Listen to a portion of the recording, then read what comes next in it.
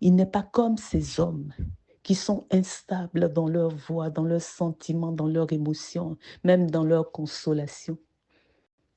Il est digne de confiance.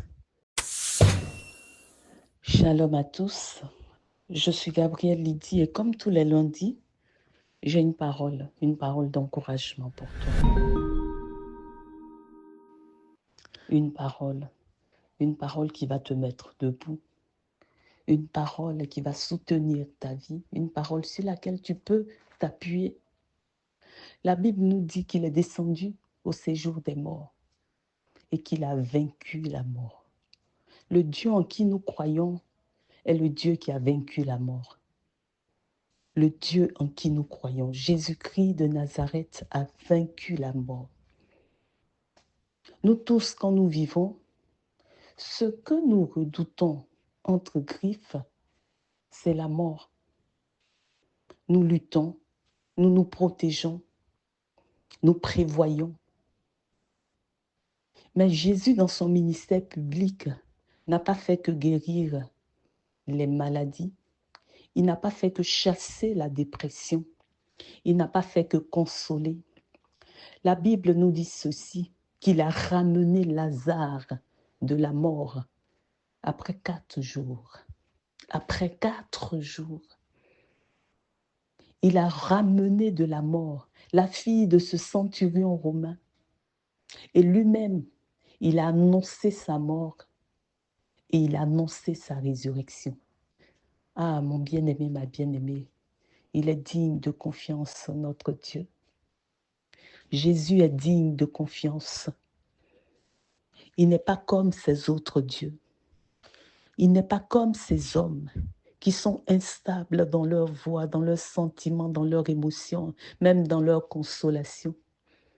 Il est unique, ce Dieu-là.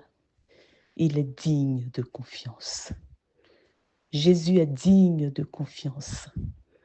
Il est digne et il mérite que tu lui remettes toute ta vie, ton espérance pour cette vie présente, mais pour la vie à venir.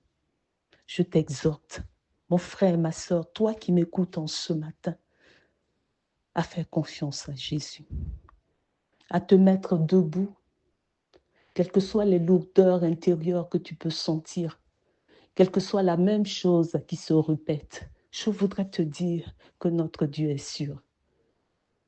Jésus remplit notre âme jusqu'à nous rassasier, nous combler d'une plénitude qui surpasse toutes les contingences de notre vie présente.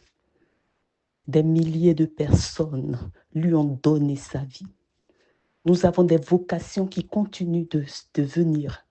Cela veut dire que ce Dieu-là, il n'est pas mort. Il parle encore au cœur de chacun d'entre nous. Il prend en compte toutes nos situations. Et ma parole pour toi en ce matin, c'est qu'à nouveau tu lui dises, Jésus, j'ai confiance en toi.